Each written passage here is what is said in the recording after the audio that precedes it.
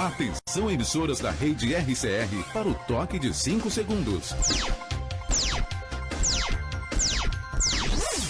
A partir de agora, você acompanha as principais notícias do dia. Jornal Brasil Hoje. Horário de Brasília, pontualmente 7 horas. Muito bom dia para você que nos acompanha em todo o Brasil em uma das emissoras da Rede Católica de Rádios. Hoje é sexta-feira, dia 19 de junho de 2020. Eu sou Kleber Moleta.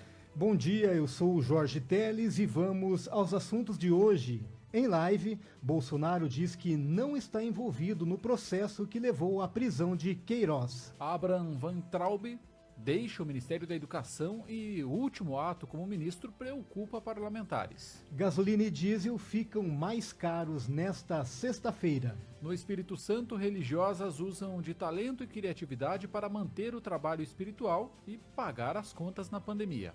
Como toda sexta-feira, temos hoje o Conexão CNBB, com as notícias da Igreja no Brasil. Estes são alguns dos assuntos desta sexta-feira. O Jornal Brasil Hoje, edição 9574, começa agora. Horário de Brasília, 7 horas mais 1 minuto. E começamos com as informações sobre a Covid-19 no Brasil. A repórter Ana Paula Costa tem os números do último balanço do Ministério Público. O país tem 47.748 mortes por Covid-19, de acordo com dados atualizados pelo Ministério da Saúde nesta quinta-feira. Foram 1.238 óbitos registrados nas últimas 24 horas e outros 3.982 estão sob investigação. O Brasil tem agora 978.142 casos confirmados do novo coronavírus, com mais de 22.700 novos casos registrados no último dia. O Ministério da Saúde informa que desde o início da pandemia no Brasil foram disponibilizados 10,6 milhões de testes de diagnóstico da doença. No entanto, o país está entre os que menos realizam testes para detectar a Covid-19. Em coletiva de imprensa nesta quinta-feira, o secretário de Vigilância em Saúde, Arnaldo Correia de Medeiros, afirmou que na próxima semana vai ser apresentado um programa de ampliação da testagem. Nós estamos sim preocupados com o programa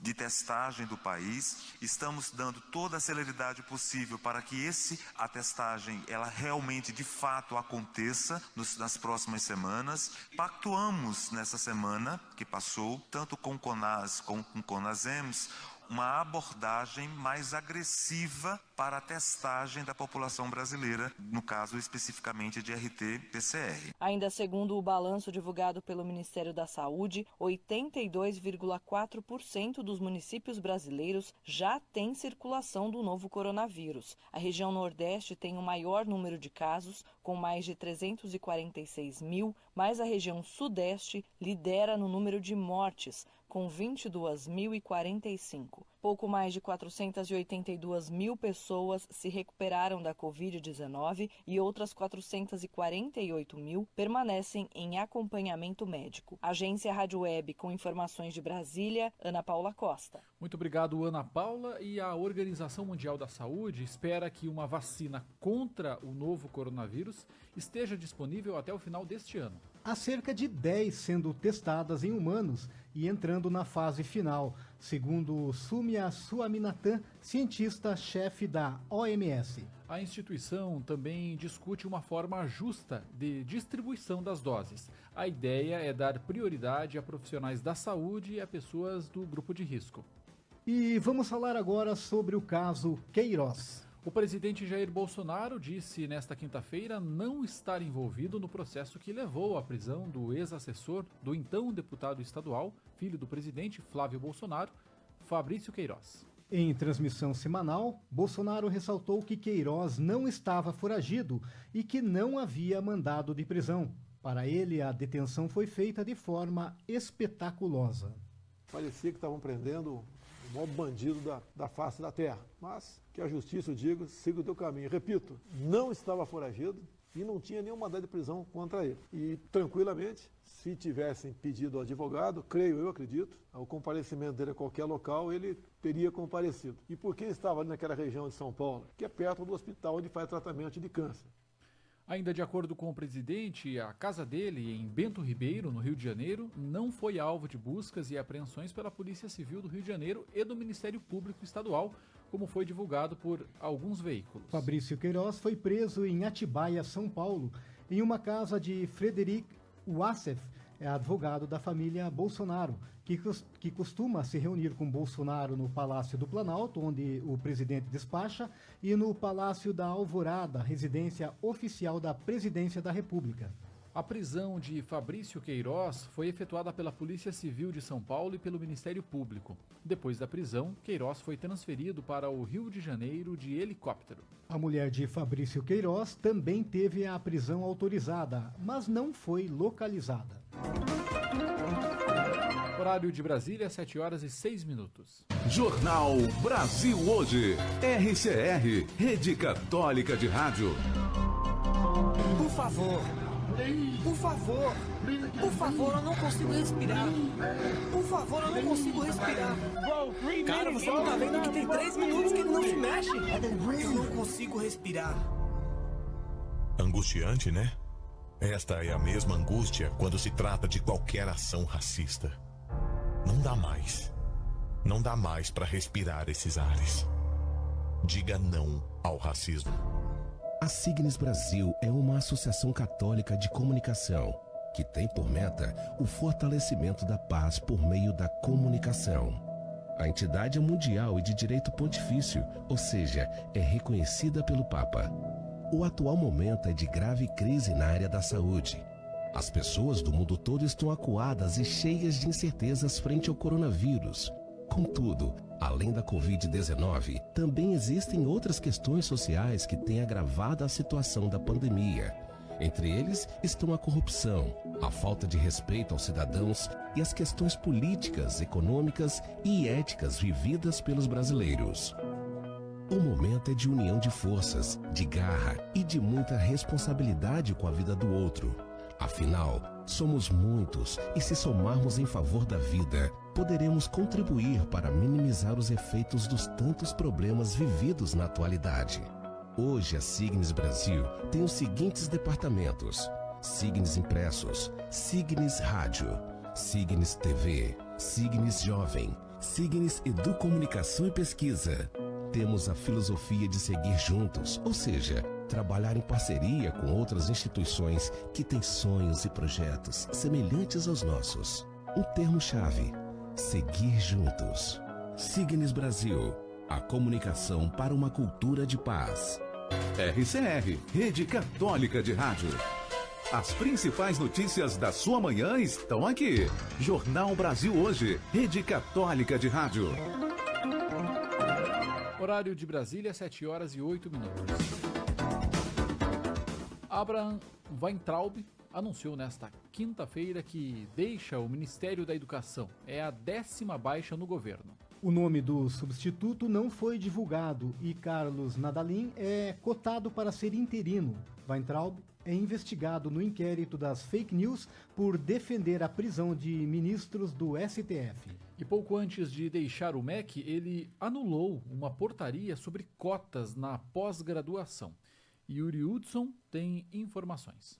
A saída de Abraham Weintraub do comando do Ministério da Educação foi comemorada por integrantes da oposição. Ao mesmo tempo, os oposicionistas criticaram o que foi considerado como última medida do ministro à frente da pasta. Weintraub determinou a revogação de uma portaria que disciplina a política de cotas para negros, indígenas e pessoas com deficiência em cursos de pós-graduação. O chamado último ato do então ministro repercute negativamente no Congresso Nacional. Entre Câmara e Senado, já existem mais de 15 projetos de decreto legislativo que querem sustar a determinação do MEC. entre eles da deputada Tabata do Amaral, do PDT. Essa medida só mostra o grande desconhecimento que o ministro da Educação tem do nosso ensino superior. As cotas sociais e raciais são necessárias não só porque somos um país extremamente desigual, mas também porque as avaliações que nós temos para o ingresso no ensino superior e na pós-graduação ainda são muito limitadas. É praticamente certo que os presidentes da Câmara e do Senado coloquem o tema em votação na próxima semana. Mas o que está indefinido e coloca medo em especialistas e líderes políticos da oposição é quem será o próximo ministro, como comenta a líder do PSOL, Fernanda Melchiona. Porque se enganam aqueles que acham que tiram um ministro, tiram outro ministro e a coisa vai voltar para a normalidade. O Bolsonaro é de extrema direita e quer sempre fechar as liberdades democráticas, mas mesmo sem ter ilusões, a queda do Weintraub é uma vitória. Cada um que cai de um governo de podre enfraquece esse governo de podre, mas precisa o chefe ser derrotado, que é Jair Messias Bolsonaro. No Congresso também há o comentário de que Weintraub caiu para cima, já que deixa o MEC e vai para a direção do Banco Mundial, como indicação do governo brasileiro. Agência Rádio Web, de Brasília, Yuri Hudson. Obrigado, Yuri Hudson. E a Petrobras informou nesta quinta-feira um reajuste para o diesel e para a gasolina a partir de hoje. Vamos saber quanto impacta para o brasileiro com a reportagem de Luísa Baruffi. O preço do diesel e da gasolina subiu no Brasil. Isso porque a Petrobras reajustou o valor da gasolina em 5% nas refinarias e o diesel em 8%. É o primeiro aumento do mês de junho para o óleo diesel, o combustível mais utilizado pelos caminhoneiros no país. E é a segunda vez neste mês que a Petrobras aumenta o preço da gasolina nas refinarias. No início de junho, o aumento foi de 10% no litro da gasolina. Um dos motivos do aumento no preço é a desvalorização do real frente ao dólar. O impacto no bolso do consumidor será de 0,07 centavos no preço do litro da gasolina e de 0,12 centavos no valor do litro do diesel. O impacto no bolso do consumidor será de 0,07 centavos no preço do litro da gasolina e de 0,12 centavos no valor do litro do diesel. De Brasília, Luísa Baruffi. Horário de Brasília, 7h12. Jornal Brasil Hoje. RCR, Rede Católica de Rádio. A fraternidade transforma consciências e orienta o sentido de nossas vidas como dom e compromisso para construir a convivência solidária em nossas famílias, na sociedade e em nosso planeta. Ver, sentir compaixão e cuidar dos mais necessitados e do meio ambiente são gestos do bom samaritano, que estimulam a construção de um mundo mais justo, fraterno e sustentável. Campanha da Fraternidade 2020. Realização CNBB.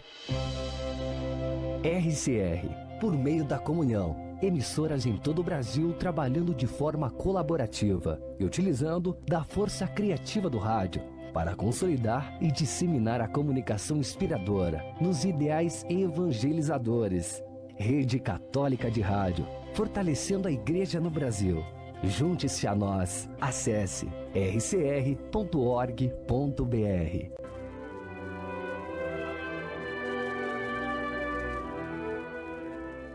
Onde quer que esteja, sou igreja. RCR, fortalecendo a igreja em sintonia com você. Na confusão das vozes e mensagens que nos rodeiam, temos necessidade de uma narração humana que nos fale de nós mesmos e da beleza que nos habita. Temos necessidade de uma narração que saiba olhar o mundo e os acontecimentos com ternura. 54º Dia Mundial das Comunicações Sociais. Para que possas contar e fixar na memória. A vida faz-se história. Sabe aquela notícia que você recebeu num grupo ou aquela informação postada nas redes sociais que você ficou na dúvida? Não passe adiante. Confira a autoria do texto, observe a data em que a notícia foi publicada, cheque as fontes e busque informação no seu veículo de confiança. Jornal Brasil Hoje. Jornalismo com responsabilidade. Rede Católica de Rádio. Horário de Brasília, 7h14. A Universidade Federal do Rio Grande do Norte criou um plano de ação para monitorar a população mais vulnerável à Covid-19 na região metropolitana de Natal. Luísa Gualberto tem os detalhes. A Universidade Federal do Rio Grande do Norte desenvolveu um plano de ações com o objetivo de fortalecer medidas governamentais e da sociedade civil para o enfrentamento do novo coronavírus, principalmente nos territórios populares em situação de vulnerabilidade social. O trabalho foi desenvolvido pelo Núcleo Natal do Observatório das Metrópoles, sediado no Centro de Ciências Humanas, Letras e Artes. Uma pesquisa realizada pela Universidade e Universidade Federal do Ceará apontou que as regiões mais pobres de Natal têm uma taxa de mortalidade por Covid-19 até 3 vezes maior que as áreas mais ricas. Da Rádio 91 em Natal, Luísa Gualberto para a RCR.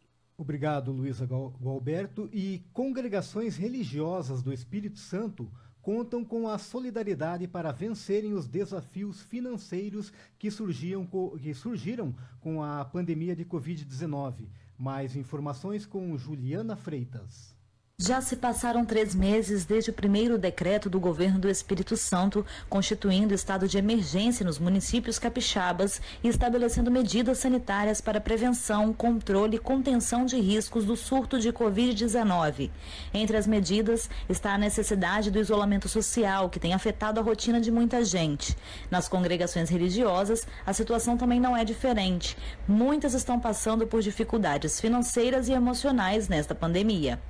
No Carmelo de Nazaré, em Cariacica, desde dia 17 de março, os funcionários foram dispensados de suas atividades e as missas com a participação do povo foram suspensas 2 dias depois. As irmãs abriram mão da visita dos padres por um tempo e começaram a participar das missas pela TV. A irmã Adriana, do Sagrado Coração de Jesus, priora do Carmelo de Nazaré, conta que elas têm conseguido manter o salário integral dos funcionários e as contas da casa em dia, graças ao apoio dos benfeitores que contribuem com o convento. Foi criada uma conta no PicPay para o Carmelo e uma conta bancária também foi disponibilizada para as doações. As nossas economias, elas são mantidas pelas doações, né? A coleta de domingo, o acesso à lojinha quando vem comprar nossos produtos. A gente tem a Associação dos Amigos do Carmelo, que as pessoas têm um carnezinho que vem ajudar. Então, como não estavam vindo, esse dinheirinho que entra todo mês e que mantém aquilo que é o natural do mês, não estava entrando, né? Então, esse pedido que foi feito foi, assim, uma bomba, né? Então, várias pessoas, né? Pessoas que nós nunca vimos, nunca viram a gente, então começaram a se dispor de ajudar. Segundo a priora, outra dificuldade que encontram é o isolamento. Ela conta que as pessoas acham que, por elas já viverem em clausura, estão acostumadas com o afastamento social. Uma coisa é a gente viver em clausura porque a gente optou por isso, né? É claro que, para nós, a questão de espaço é bem melhor do que uma pessoa que vive num apartamento. O convento é grande, a gente tem jardim, mas a tensão, o medo, o receio, a preocupação com o futuro, o medo da doença, isso tudo a gente também foi vítima, né? Na Casa Martina Toloni, na Prainha, em Vila Velha, vivem as Irmãs de Jesus na Eucaristia. Elas cuidam do local que é destinado ao acolhimento de pessoas para a realização de retiros, encontros, seminários, congressos e hospedagens. Devido à pandemia, todos os eventos do primeiro semestre foram cancelados e alguns remarcados para o segundo. Com a fonte de renda paralisada, elas precisaram se reinventar e começaram a produzir empadões, tortas e salgados para ajudar nas despesas e no pagamento dos 8 funcionários da casa. Irmã Maria Cleonice Castro conta que elas recebem as doações dos produtos para a produção da empada, pastéis e tortas e as pessoas fazem a encomenda pelo WhatsApp. De terça a sábado, as encomendas podem ser retiradas na Casa Martina Toloni e um motoboy faz as entregas uma vez por semana. As vendas estão sendo muito boas e a religiosa acredita que este momento difícil tem fortalecido a rede do bem. Da Rádio América em Vitória, Juliana Freitas para a RCR. Obrigado, Juliana. E muita gente aproveitou o período de isolamento social para ler. E no Rio de Janeiro, um projeto quer promover esta prática com uma corrente solidária, através da doação de livros durante a pandemia. Vamos saber mais sobre este projeto com Carlos Eduardo Bittencourt. Aqui no Rio de Janeiro, a Secretaria Estadual de Cultura e Economia Criativa lançou o projeto Rota da Leitura. O objetivo é promover uma corrente solidária visando a arrecadação de livros a serem doadas durante a pandemia do coronavírus. Os doadores fazem um agendamento prévio sem necessidade de sair de casa, e um carro é disponibilizado gratuitamente para buscar os exemplares nos endereços fornecidos. O material será usado para a montagem de salas de leitura e liberações de livros em locais de baixo índice de leitura e pouca oferta de equipamentos culturais. Os doadores receberão um diploma de Amigo da Leitura. Para a secretária de Cultura e Economia Criativa, Daniele Barros, um dos compromissos é incentivar a leitura entre os cidadãos. As pessoas que têm livros e gostariam de compartilhar conhecimento podem entrar em contato para fazer a doação. O carro da secretaria percorre a cada semana uma região do município do Rio de Janeiro, com rota traçada a partir da colaboração de doadores. Quem quiser doar pode entrar em contato pelo WhatsApp 21 9906 3675 e fazer o agendamento. Repetindo o WhatsApp 21 9906 3675. Serão aceitos no mínimo 10 livros no roteiro a ser traçados, que podem ser de qualquer estilo, não restritos a publicações didáticas de caráter pedagógico usadas nas escolas. Os livros devem estar em bom estado de conservação. Neste período de isolamento social, a Secretaria .org.br e signes.org.br. Os associados também têm contrato de streaming e plataforma de site com preços diferenciados, entre outras vantagens. Seja um associado da Signes Brasil, a Associação Católica de Comunicação, entidade reconhecida pela CNBB, filiada à Signes Mundial e Signes América Latina e Caribe. Signes, Associação Católica de Comunicação, animando e congregando profissionais e meios de comunicação católicos e de inspiração cristã do Brasil. Saiba mais em signes.org.br. Fidelidade aos valores do Evangelho, respeito à vida e à dignidade humana, postura ética nas práticas religiosas, contribuição com a educação, cultura e cidadania, espírito de solidariedade, comunhão e partilha, inovação tecnológica, responsabilidade socioambiental. Estes são os nossos valores. RCR, fortalecendo a Igreja no Brasil através das ondas do rádio. Sabe aquela notícia que você recebeu num grupo ou aquela informação postada nas redes sociais que você ficou na dúvida? Não passe adiante. Confira a autoria do texto, observe a data em que a notícia foi publicada, cheque as fontes e busque informação no seu veículo de confiança. As principais notícias da sua manhã estão aqui. Jornal Brasil Hoje, Rede Católica de Rádio. Horário de Brasília, 7h23.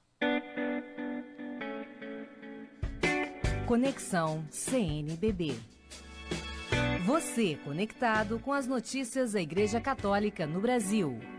E de Brasília nós temos agora a participação ao vivo de Bruno Feitosa, que traz informações da Conferência Nacional dos Bispos do Brasil. Bom dia, Bruno, tudo bem?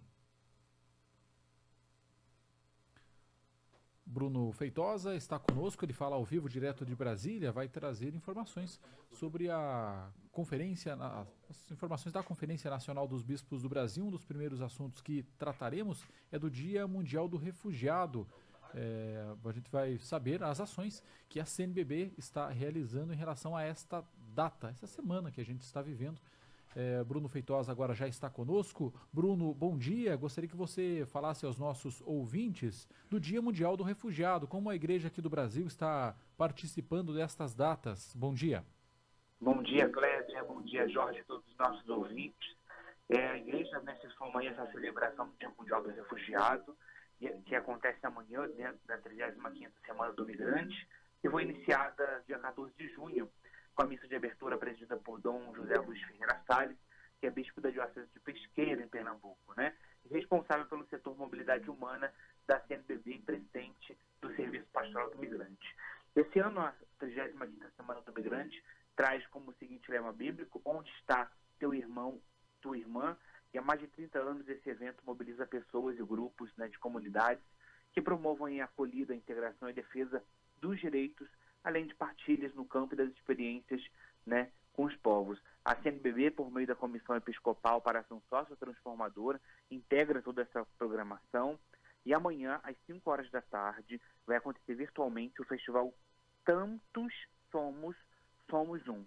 O objetivo é celebrar aí a solidariedade, o amor, a esperança em dias melhores por meio da arte, do encontro e da união. Esse festival aí engloba performance de poesia, música, dança, né, e vai ser realizado pelo Serviço Jesuíta ao Migrante e Refugiado e vai acontecer lá na página do Facebook deles.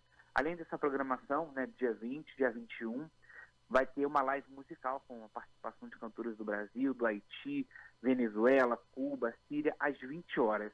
Né, esse festival Muitos Somos, Somos Um vai acontecer, como eu disse, amanhã, às 5 horas da tarde. E a programação se encerra com a celebração da Santa Missa no domingo, dia 21, às 9h30 da manhã, com Dom Mário Antônio da Silva, que é bispo de Roraima e segundo vice-presidente da CNBB. Tudo isso está lá no nosso portal na internet.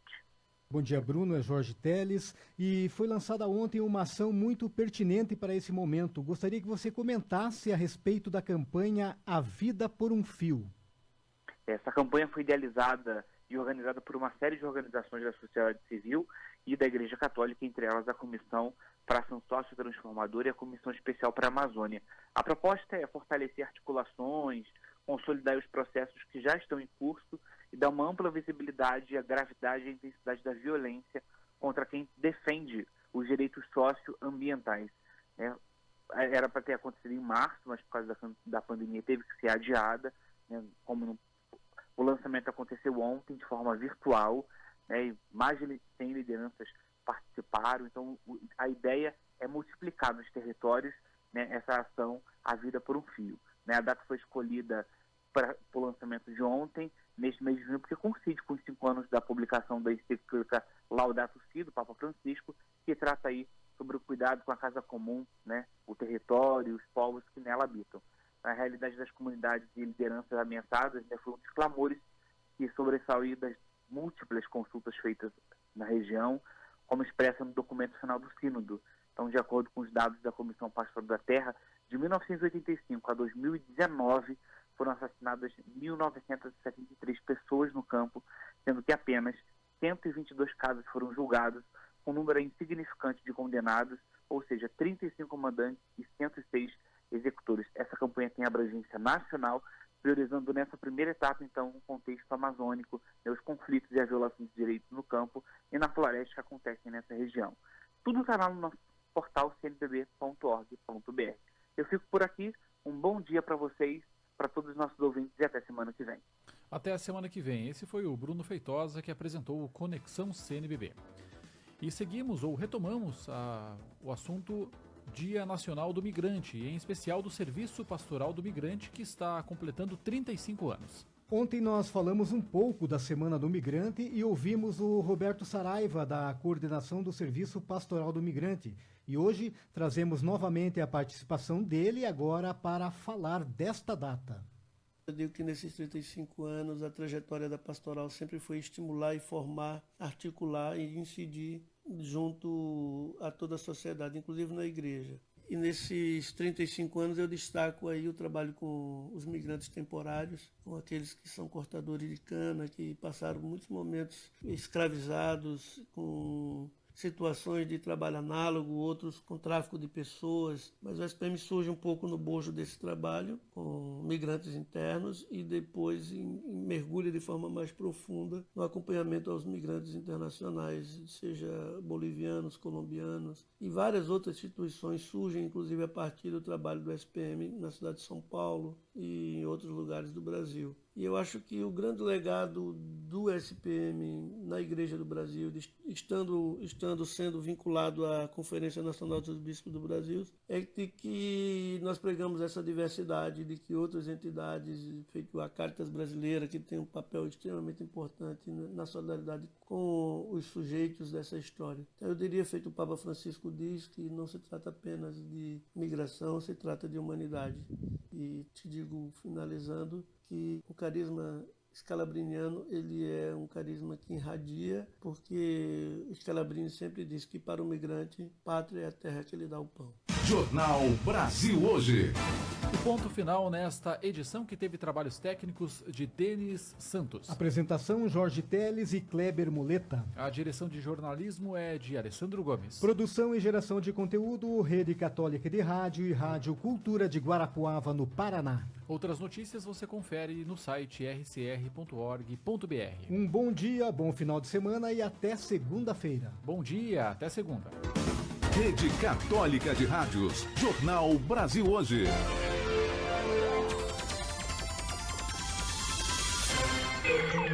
A Rádio Cultura caminha para os seus 50 anos no ar. Janeiro de 1971 foi quando a emissora